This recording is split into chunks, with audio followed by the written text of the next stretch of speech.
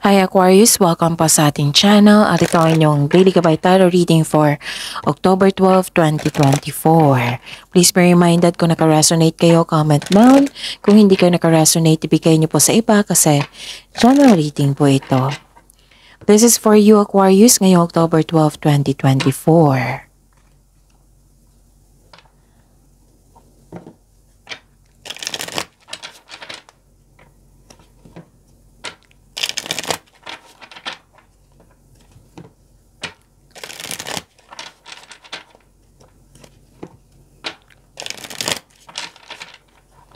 Para po ito sa inyo Aquarius ngayong October 12, 2024.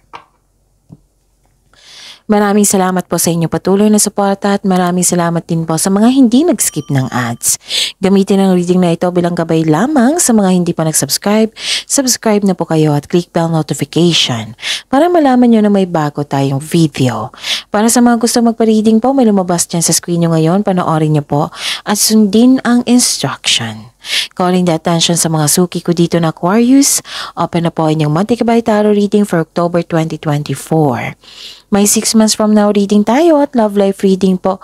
So message me Aquarius for schedule. Maraming salamat po.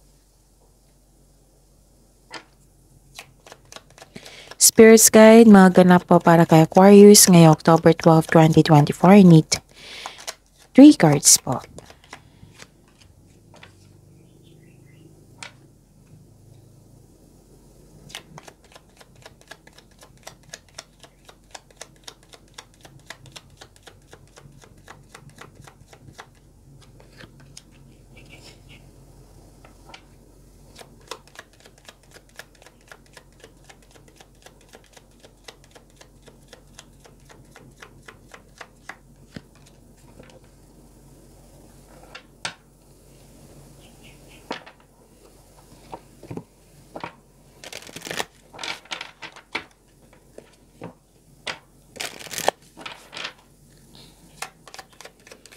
Spirits Guide, mga mensahe nyo po para kay Aquarius ngayong October 12, 2024. I need 2 cards po.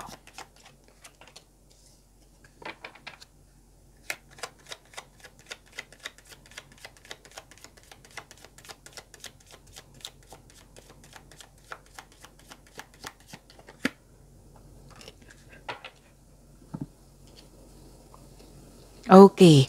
Aquarius, ngayong October 12, 2024. May nakita ko ditong love is blooming, may attraction, may affection, oo, may romance. Nakikita ko rin dito, okay. May nakita ko ditong disconnection sa isang tao.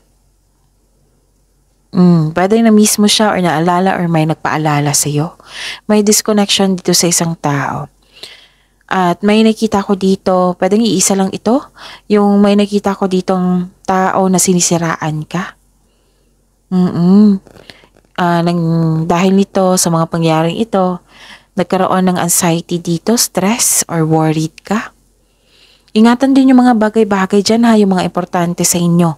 Oo, kasi may nakita ko ditong loss. Pwedeng nawala, ninakaw, na-damage, kinuha, or yun. Kung sa money ito, nagkasta, nawala, ninakaw, ganun. Or, yun. Nakikita ko dito na, yun, pwedeng may nagpaalala talaga sa inyo. Okay? And may nakita ko ditong, sabi ng card nyo dito na don't hesitate too long kasi gagawa kayo ng desisyon sa isang opportunity na binigay sa inyo. Don't hesitate too long talaga kasi may nakita ko dito na may sinabi dito na maaring mawala kasi matagal kayong gumawa ng desisyon. Hindi naman sinabi dito na kailangan yung i-rush na paggawa ng desisyon, pero yun nga. Kasi nakita ko dito na it might be nag-overthink kayo or hindi lang maganda yung pakiramdam nyo, nabibigatan kayo kasi may nangyari, ganun. So, yun. May sabi din dito na may binigay na offer, opportunity, nagkasundo kayo ng isang tao, dalawa kayo nito na nagkaroon ng deal, yung nagkaroon ng promises, agreement, commitment, long-term commitment, pwedeng ganon. Kung sa trabaho to, may may offer sa inyo or opportunity na kailangan yung pag-isipan ng mabuti. May kontrata ko nakita dito. Pero nakita ko dito na inaccept nyo ito kasi nag-deal Nag-usap kayong dalawa. Oo. Pwede din sa buhay pag-ibig ito. Pwede din na may ganap na kasal ngayon. Engagement. Or nag-uusap kayo regarding yan. Na nagkasundo kayo. Oo, kasi may nakita ko marriage contract dito. It might be may iniisip ka na marriage contract dito. Okay? Na may gagawin ka. Ganon. So, yun. Ang daming mensahe. Aquarius, feel and allow a deeper sense of peace to feel you now. So, this is a divine quality. You're divinely guided. Binigyan ka ng hope and healing and peace of mind. So, focus kayo sa peace of mind and use your keen perception and skill in making decisions. Do not delay. Yun nga yung sabi ko kanina dito, nagagawa kayo ng desisyon. Do not delay. Don't hesitate too long. So, yun yung sinabi ko dito. This is the clarification na wag gamitin nyo yung talento nyo, yung experiences nyo sa buhay, yung skills nyo. Oo. Sa paggawa ng desisyon. Spirit guide. Ano po yung energy ni Aquarius ngayong October 12, 2024?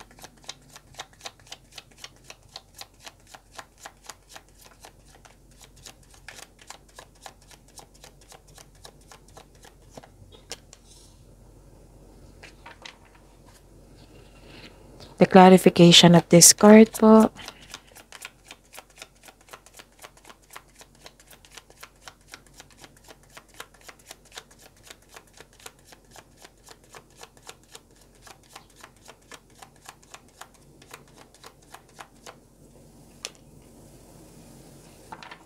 Sa mga may oras dyan, kung gusto nyo po panoorin nyo po ang last 4 days Gabay Tarot reading nyo po.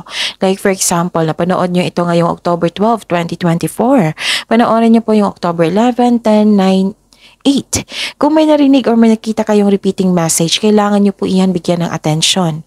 Kung maaari po, bigyan nyo po ng solusyon at aksyon. Remember, Aquarius, at the end of the day, alam mo na ikaw lang ang taong may kakayahan at responsable na gumawa ng sarili mong katotohanan at kinabukasan.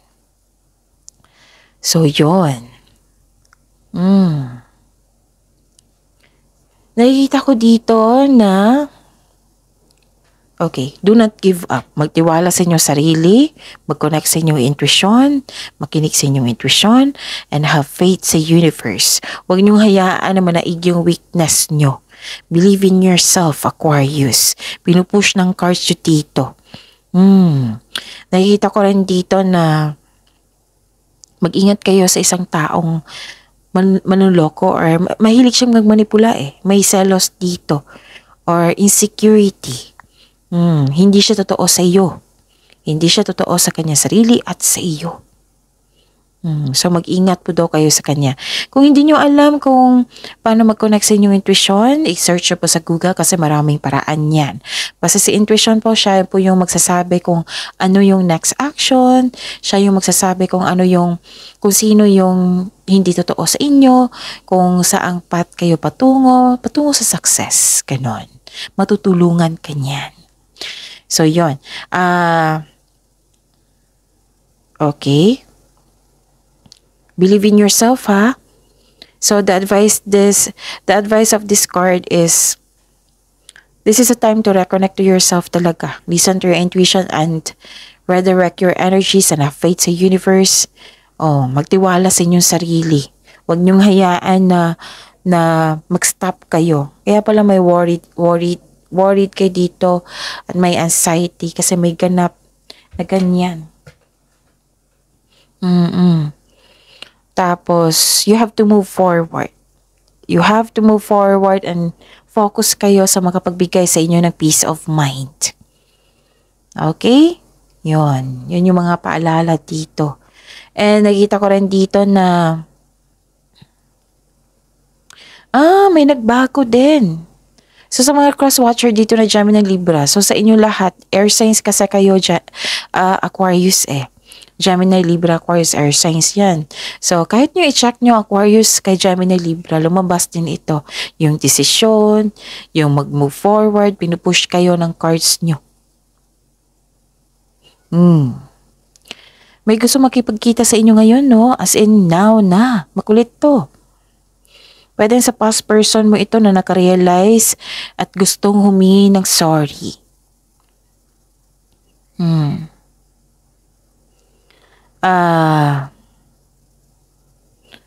May nakita rin ako dito na hindi ka kontento sa kinikita mo ngayon or posisyon mo or sa sitwasyon mo ngayon, posisyon sa trabaho or sitwasyon mo ngayon. Yung uncomfortable ka, hindi ka kontento. Ang sabi ng card dito, there is something better for you. Kaya itong disappointment na ito is temporary lamang. Ang sabi ng card dito, move forward po kayo with self-confidence and listen to your intuition. Movement ay kailangan po dito. Huwag po daw kayong huminto. Sabi ng card nyo po, Aquarius. Spirit's Guide. Career and money po ni Aquarius ngayong October 12, 2024.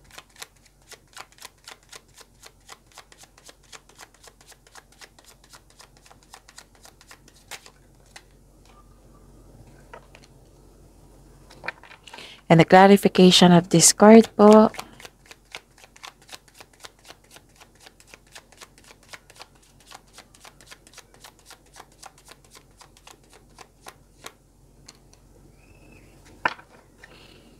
Okay. You have to move forward talaga. Pinupush ng cards dito from here to here. Okay? So, you have to move forward. Huwag kayong mag-give up. Kung napanghinaan kayo ng loob, kung pagod kayo sa kakaisip, or pagod kayo kasi worried kayo, nagkaroon ng anxiety, yung magpahinga. Tapos, laban ulit. Okay?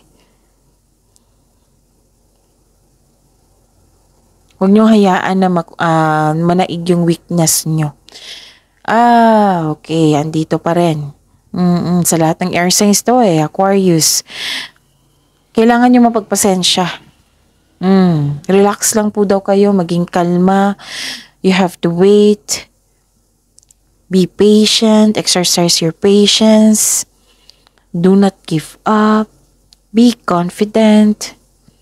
Trust yourself.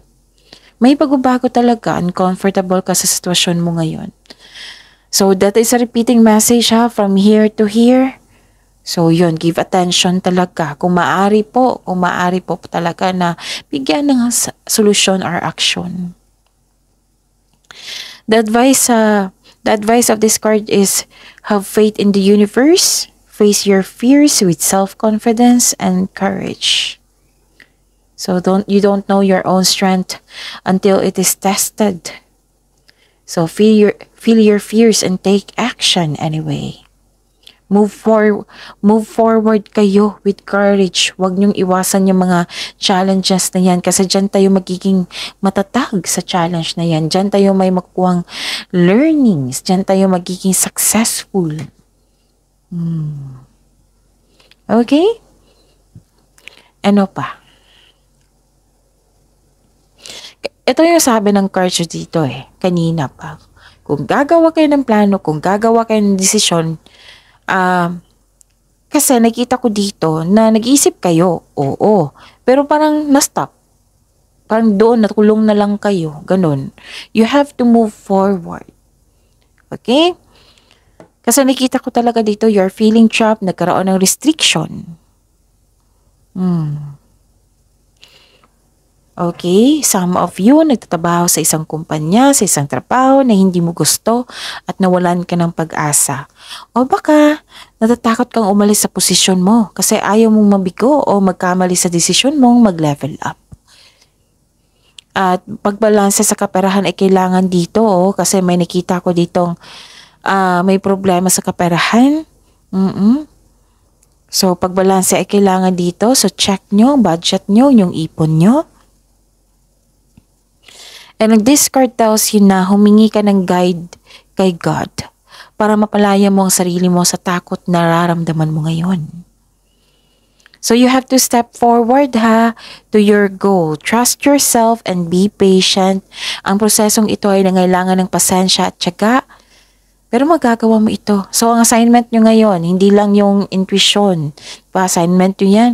So ang assignment nyo ngayon is magkakaroon ng pasensya at tiyaga.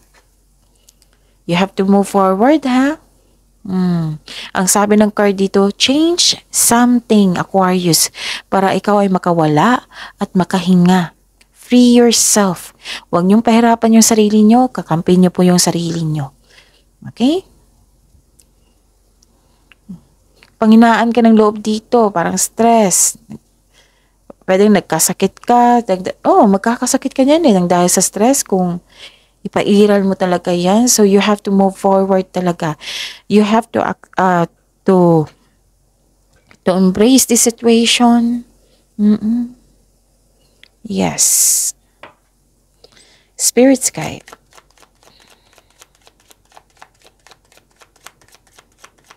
Love life, self-love, partnership, and romance ni Aquarius ngayong October 12, 2024. And the clarification of this card po.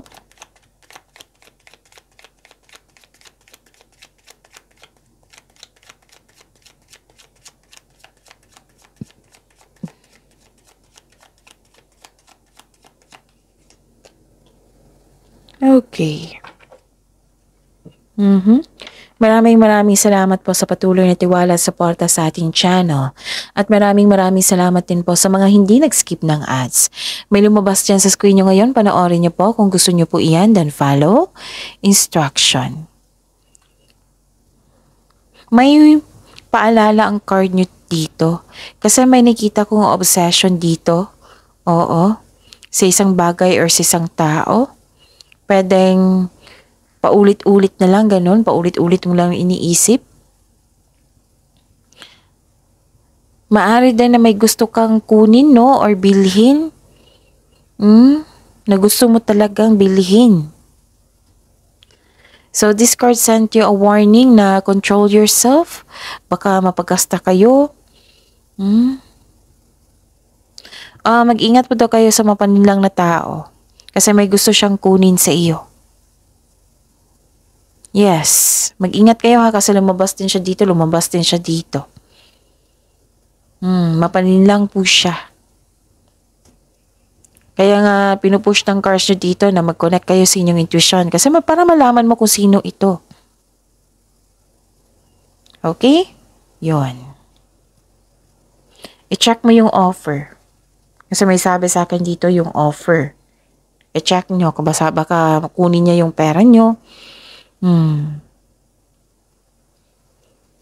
Pwedeng naisip nyo rin to na nangyari na sa karaan.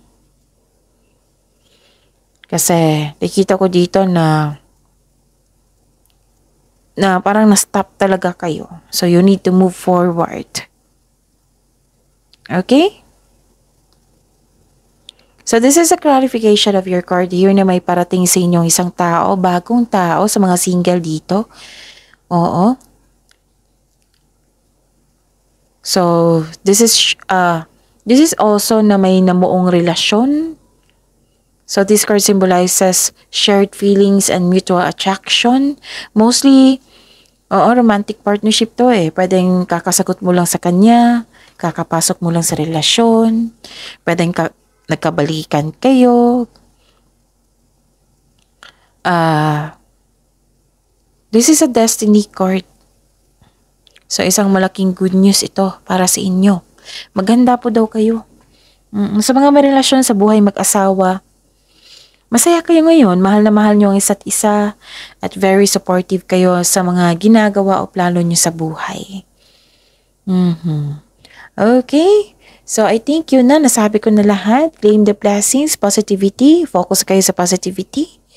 Okay? So, see you tomorrow, Aquarius. Please like, subscribe, and click the button for notification para updated po kayo sa daily tarot reading natin. Maraming salamat po.